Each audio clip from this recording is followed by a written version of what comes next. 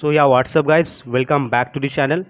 आज के इस सेशन में हम लोग पॉलिटिकल साइंस का जो प्रीवियस ईयर आपका एबीटीए में जो एक पेपर है AC 295 उसको सॉल्व करने वाले हैं। ठीक है, तो ये करवाने का एक ही मकसद है कि जो आपको एक तरीके से अंदाज़ा हो जाए कि आपसे एग्ज़ाम में किस तरीके से क्वेश्चन पूछे जाएंगे, और अगर आपने पढ़ लिया है, रिवीजन कर लिया है, तो एक तरीके से आपका रिवीजन के साथ साथ प्रैक्टिस भी हो जाए।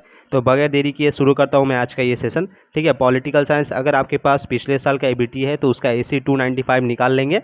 ठीक है, चलिए शुरू करते हैं। पहला question, proxy war is a method use during. तो किस वार के वक्त ये जो प्रॉक्सी वार है एक मेथड है, इसका यूज़ किया था? तो ये आपको पता ही होगा, कोल्ड वॉर के दौरान। दूसरा, SALT one was sign in the year. तो सॉल्ट वन है यानी स्ट्रैटेजिक आर्म्स लिमिटेशन टॉक्स, वो किस ईयर साइन हुआ था? तो याद रखना है 1972 में। उसके बाद तीसरा है डिटेंट इज़ आ, क्या है? कॉन्फ्रेंस था, ऑर्गेनाइजेशन है, पैक्ट है, प्रोसेस है? तो ये प्रोसेस है, process of relaxation of tension between two hostile countries. ठीक है। Question number 4, cold war was described as hot peace by. तो ये डिस्क्राइब किया था बार्नेट ने, कोल्ड वॉर को हॉट पीस कहा था। उसके बाद question number 5, cold war came to an end in the year. तो आपको पता है कि कोल्ड वॉर जो है 1945 में शुरू हुआ था और 1991 में जाकर एंड होता है। इसके बाद question number 6, who took the initiative to form the Warsaw Pact. तो याद रखना सोवियत यूनियन ने, और इसके साथ साथ USA ने क्या बनाया था? NATO, North Atlantic Treaty Organization.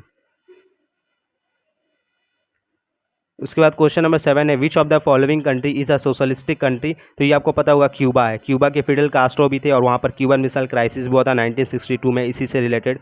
उसके बाद मैच द कॉलम है। ठीक है, यहाँ पर ऑप्शन तो नहीं दिया हुआ है लेकिन मैं बता देता हूँ। फुलटन स्पीच आपको पता है कि किसने दिया था? तो विंस्टन चर्चिल ने दिया था, फुलटन यूनिवर्सिटी में, जो कि कहाँ पर है? USA के एक स्टेट है मिसौरी, वहाँ पर। उसके बाद क्वेश्चन नंबर 2, मतलब ऑप्शन कॉलम जो 2 है उसमें आपको बोल रहा है नाटो। तो नाटो आपको पता है कि ये किसने बनाया था? ये अलायंस USA ने, तो 2 का D। उसके बाद एक बुक है ये, cold war a study in US foreign policy. तो ये बुक लिखा था वॉल्टर लिपमैन ने, ऑप्शन ए। और लास्ट है डिटेंट। तो ये जो वर्ड डिटेंट है ये सबसे पहले यूज़ किया था हेनरी किसिंगर ने, जो कि यूनाइटेड स्टेट्स के एक स्टेट्समैन थे। उसके बाद आ जाता हूँ मैं क्वेश्चन नंबर 9 की तरफ। The first secretary general of the UNO was, तो वो थे ट्राइवली, नॉर्वे के थे, याद रखना है, नॉर्वे के। Question number 10, how many articles are there in the UN charter. तो UN चार्टर में कितने आर्टिकल्स हैं टोटल? तो ये 111 आर्टिकल्स, और चैप्टर पूछेगा तो 19 chapters. Question number 11, the uniting for piece resolution was adopted by the United Nations on. तो ये 3 नवंबर 1952 को ये रिजोल्यूशन अडॉप्ट किया गया था यूनाइटेड नेशंस के द्वारा, खासकर जनरल असेंबली ने ये जो रिजोल्यूशन है वो अडॉप्ट किया था। उसके बाद क्वेश्चन नंबर 12, द चार्टर, यहाँ पर चार्टर होगा, ठीक है, कैरेक्टर लिखा है, charter of the United nation was adopted in. तो ये आपको पता है कि 1945 में जो कॉन्फ्रेंस हुई थी, सैन फ्रांसिस्को कॉन्फ्रेंस, उसमें इस चार्टर को अडॉप्ट किया गया था। Question number 13, the jurisdiction of International Court of Justice are. तो याद रखना इंटरनेशनल कोर्ट ऑफ जस्टिस के टोटल 3 जुरिस्डिक्शन है।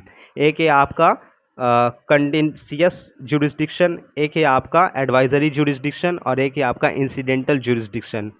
Question number 14, the term of non permanent member of the security council is. तो ये आपको याद रखना है 2 साल, जो 2 साल है इनका टर्म रहता है।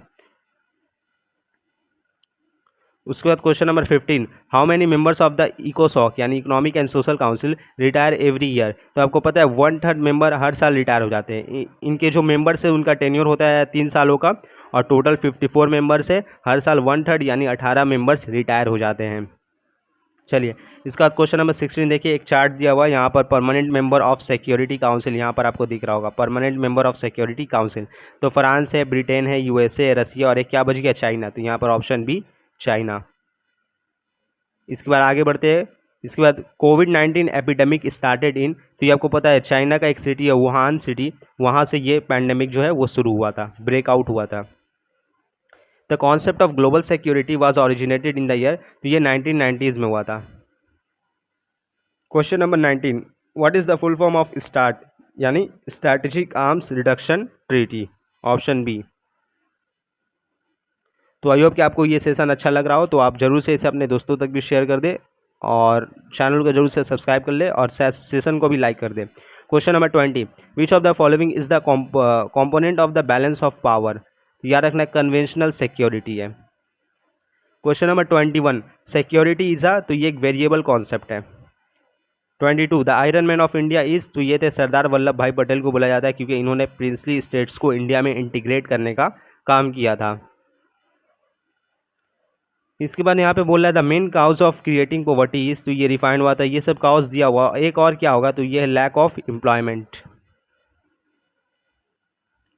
Question number 24 the friend of refugee was, तो किनको फ्रेंड ऑफ रिफ्यूजी कहा जाता था, तो श्यामा प्रसाद मुखोपाध्याय या फिर मुखर्जी को। 25 the first state made in India according to language, ऐसे क्वेश्चन पूछ सकता है, यह भी पूछ सकता है the first linguistic state of India, तो याद रखिएगा Andhra Pradesh. 26 the biggest princely state before freedom of India was, तो ये था हैदराबाद। 27 अच्छा कुछ ऑप्शन दिया हुआ है, ठीक है, और गुजरात एंड राजस्थान। यहाँ पे बोल रहा कौन डिवाइडेड थे अकॉर्डिंग टू रिलीजियस मेजोरिटी, याद रखना बंगाल और जो पंजाब के प्रोविंस थे वो डिवाइडेड थे।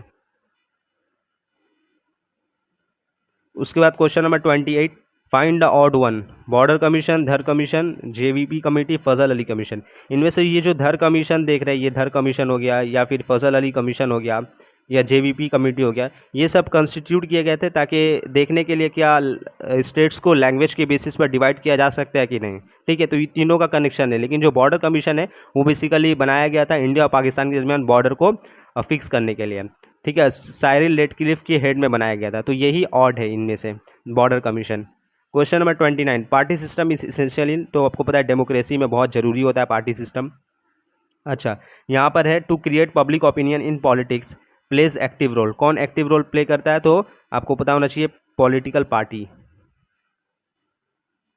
चलिए उसके बाद आगे आते हैं, यहाँ पर बोला unstable multi party system is found in, देखिए पहला बात तो ब्रिटेन में हो गया या फिर यूएसए में हो गया। यहाँ पर क्या है, यहाँ पर टू पार्टी सिस्टम है, चाइना में सिंगल पार्टी सिस्टम है और फ्रांस में मल्टी पार्टी है, तो फ्रांस इसका करेक्ट आंसर होगा।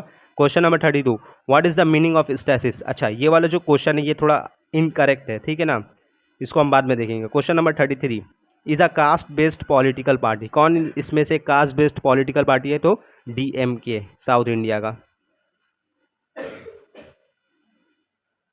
उसके बाद question number 34 the internal determinant of foreign policy is, तो ये आपको पता है किसी भी कंट्री का ज्योग्राफिकल लोकेशन उसका क्या है, इंटरनल डिटर्मिनेंट है फॉरेन पॉलिसी का। बाकी ये जो ग्लोबल पॉलिटिकल सिचुएशन हो गया, वर्ल्ड हो गया, रिएक्शन ऑफ नेबरिंग स्टेट्स, ये सब क्या है, ये सब एक्सटर्नल है। 35 the foreign policy supports which alliance, कौन सा अलायंस को इंडिया का फॉरेन पॉलिसी जो है वो सपोर्ट करता है, तो याद रखना नॉन अलाइनमेंट को। Question number 36 the main founder of the SAARC was, तो ये थे बांग्लादेश के Ziaur Rahman. 37 one of the unique features of India's foreign policy is, तो इंडिया की फॉरेन पॉलिसी का एक यूनिक फीचर क्या है, तो यह है the principle of Panchsheel, जो कि कब साइन हुआ था, 1954 में।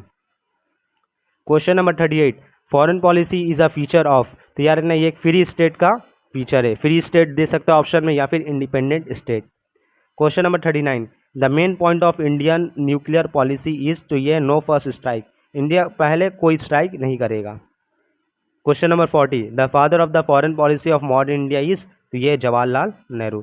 तो आई होप कि ये सेशन आपको अच्छा लगा होगा। यहाँ पर हमने टोटल 40 क्वेश्चंस को डिस्कस किया और आपको एक तरीके से अंदाज़ा हो गया होगा कि किस तरीके से क्वेश्चन जो है वो आपके एग्ज़ाम में पूछे जाएंगे, ठीक है। तो अच्छे से मेहनत करिए, मिलता हूँ मैं अगले किसी और सेशन में आपसे, तब तक के लिए थैंक यू।